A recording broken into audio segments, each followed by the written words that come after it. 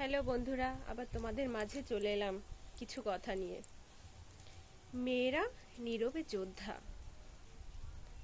জীবনের পথে মেয়েরাই বড় যোদ্ধা।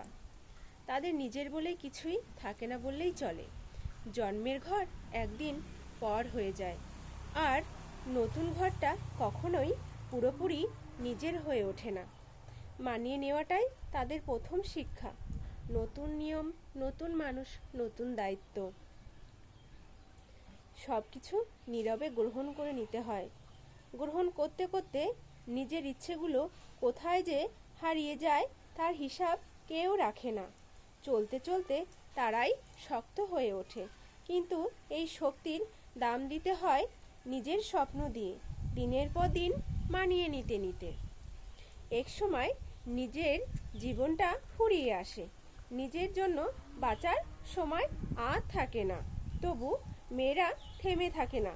তারা সংসার গড়ে, মানুষ আগলে রাখে, নিজের কষ্ট ঢেকে রাখে, অন্যদের মুখের হাসির কারণ হয়ে ওঠে। এই যুদ্ধটা নীরবে কিন্তু ভীষণ গভীর।